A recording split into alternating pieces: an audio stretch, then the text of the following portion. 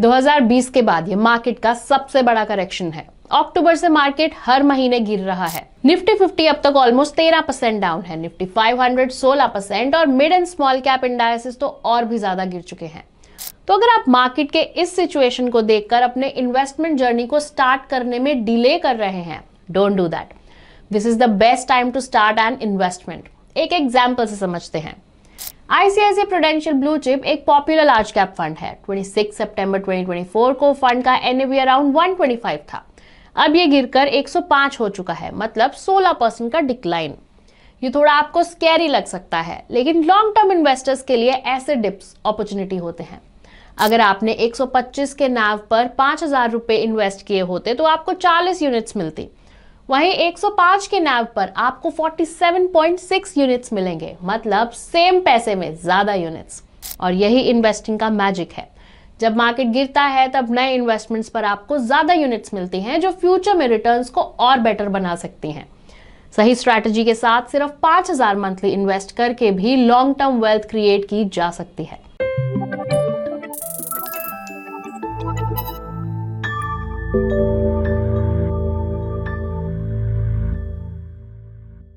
ET money के Hindi YouTube channel पर आपका स्वागत है, जहां हम इन्वेस्टिंग और पर्सनल फाइनेंस से जुड़े टॉपिक्स डिटेल में डिस्कस करते हैं। अगर आप म्यूचुअल फंड्स में इन्वेस्ट करना चाहते हैं पर क्लियर रोड मैप नहीं है, तो ये वीडियो आपके लिए है। इस डिटेल वीडियो में हम देखेंगे how compounding helps in wealth creation, first time investor के लिए म्यूचुअल फंड के ऑप्शंस, 5,000 रुपए मंथली एसआईपी से लॉन्ग टर्म में कितना वेल्थ क्रिएट कर सकते हैं और हर साल एसआईपी अमाउंट बढ़ाने से कितना फर्क पड़ता है। वीडियो को एंड तक जरूर देखिए। पहले स्टार्ट करते हैं how SIPs help you to make money.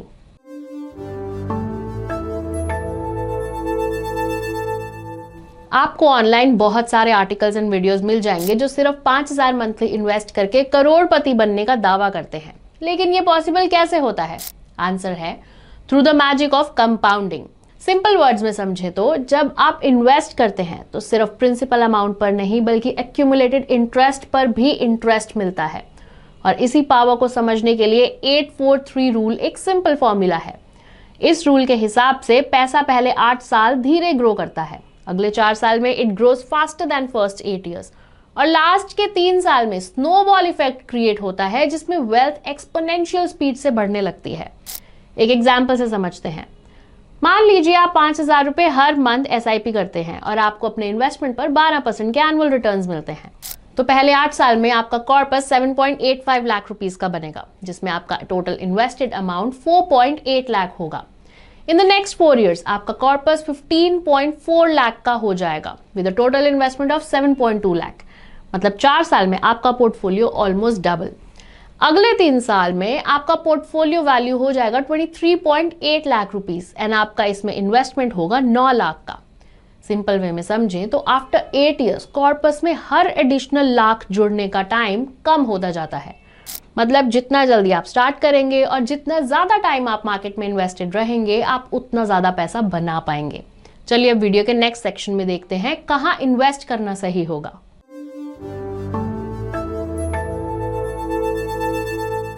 Mutual funds तो बहुत सारे हैं, large cap, mid cap, small cap, ELSS, index funds और भी काफी टाइप्स हैं। लेकिन हर फंड एक स्पेसिफिक इन्वेस्टर कैटेगरी के लिए डिजाइन किया जाता है। तो आपके लिए कौन सा फंड सही है? As a first time investor in the market, Nifty 50 index fund, balanced advantage fund या अग्रेसिव हाइब्रिड फंड से एसआईपी स्टार्ट करना एक स्मार्ट मूव हो सकता है। ये 3 कैटेगरीज ही क्यों?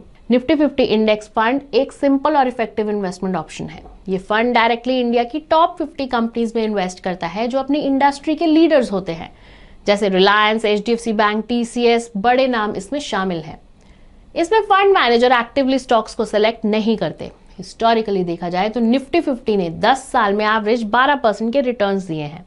Similarly balanced advantage funds market conditions के हिसाब से इक्विटी और डेट के बीच एसेट एलोकेशन डायनामिकली एडजस्ट करते हैं। जब मार्केट एक्सपेंसिव होता है, ये अपना इक्विटी एलोकेशन कम करके डेट का एलोकेशन बढ़ाते हैं और जब मार्केट गिरता है, इक्विटी में एलोकेशन बढ़ा देते हैं। इस अप्रोच की वजह से टफ मार्केट्स में ये फंड्स कम गिरते हैं। अगर कैटेगरी का परफॉर्मेंस निफ्टी 50 से कंपेयर करेंगे तो you will notice in tough market conditions the funds have performed well.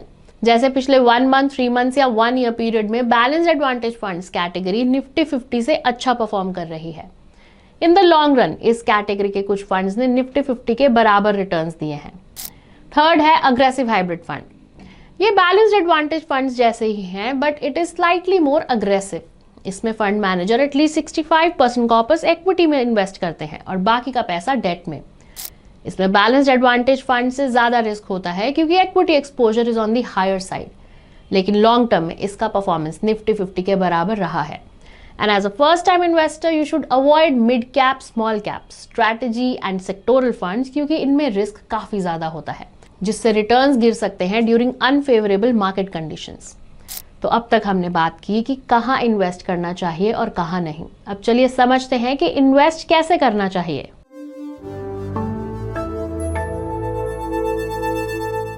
सबसे बड़ा क्वेश्चन, अगर आप सिर्फ 5,000 मंथली इन्वेस्ट करते हैं तो लॉन्ग टर्म में कितना पैसा बना सकते हैं? चलिए 2 सिनेरियोज एक्सप्लोर करते हैं। मान लीजिए आप जॉब स्टार्ट करते ही एक लार्ज कैप म्यूचुअल फंड में 5,000 रुपए हर महीने इन्वेस्ट करना शुरू करते हैं और आपके पास रिटायरमेंट तक 35 साल का टाइम है।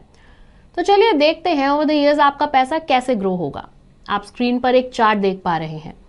एट 12% रिटर्न्स 5 साल SIP कंप्लीट होने के बाद आपका कॉर्पस होगा 4.05 लाख का, जिसमें आपका इन्वेस्टमेंट है 3 लाख का। 10 साल के बाद आपके पास होंगे अराउंड 11.2 लाख रुपीस। 20 साल में आपके पास होंगे अराउंड 46 लाख रुपीस। आप देख पा रहे हैं कि सिर्फ 10 साल में आपका कॉर्पस 4 टाइम्स बढ़ गया है। And at the end of 35 years ये बढ़कर हो जाएगा 2.75 करोड़ रुपीस और इसमें आपका इन्वेस्टमेंट होगा सिर्फ 21 लाख रुपए का। अब दूसरा सिनेरियो देखते हैं, annual increment in SIP amount. तो अगर आप अपनी SIP 5% एनुअली बढ़ाते हैं तो कितना पैसा कमा पाएंगे और 10% एनुअली बढ़ाने पर कितना होगा? पहले 5% एनुअल इंक्रीमेंट पर देखते हैं। जैसे फर्स्ट ईयर में आपका SIP अमाउंट होगा 5,000 रुपए, सेकेंड ईयर में 5% बढ़कर 5,200 रुपीज हो जाएगा, थर्ड ईयर में 5,500 हो जाएगा। ऐसे ही हर साल 5% का स्मॉल इंक्रीज। तो 5 साल SIP कंप्लीट होने के बाद आपका कॉर्पस होगा 4.43 लाख रुपीज, जिसमें आपका इन्वेस्टमेंट है 3.31 लाख का। 10 साल बाद आपका कॉर्पस हो जाएगा 13.46 लाख रुपीज। 20 साल में होगा 63.7 lakh rupees and at the end of 35 years आपका टोटल कॉर्पस अमाउंट होगा 4.3 करोड़, जिसमें आपका इन्वेस्टमेंट होगा 54.2 लाख रुपीज। और अगर SIP अमाउंट हर साल 10% बढ़ाते हैं तो आपका कॉर्पस नियरली 8 करोड़ हो सकता है। इसमें आपका इन्वेस्टमेंट होता है 1.62 करोड़ रुपीस का। मतलब जितनी जल्दी आप स्टार्ट करेंगे और जितना टाइम मार्केट में रहेंगे उतनी ज़्यादा वेल्थ क्रिएट होगी। आप इन्वेस्टमेंट्स के लिए ET मनी ऐप को एक्सप्लोर करना ना भूलें। अगर आप सोच रहे होंगे कि स्टेप अप SIP में लास्ट के ईयर्स में SIP अमाउंट अनरीजनेबली बढ़ जाएगा, ऐसा नहीं है। आपकी इनकम भी हर साल बढ़ती है, तो उस हिसाब से SIP एडजस्ट करना लॉजिकल और नेसेसरी है। इसे ऐसे समझते हैं, अगर किसी की 1973 में पहली सैलरी थी around 700 rupees, he started working in his 20s और जब वो रिटायर होंगे मतलब लगभग 40 साल बाद उनकी सैलरी 80,000 तक पहुंच गई, मोर देन 100 टाइम्स। तो फ्यूचर में आपकी बढ़ी हुई इनकम के हिसाब से हायर SIP अमाउंट बिल्कुल अनरीजनेबल नहीं लगेगा। It will help to match your investment levels as per your income.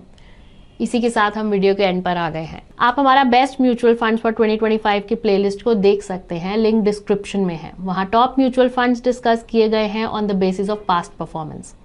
उम्मीद है हमारा ये वीडियो आपको पसंद आया होगा and do share with your friends and family. हम जल्द ही एक नए इंसाइटफुल वीडियो के साथ वापस आएंगे।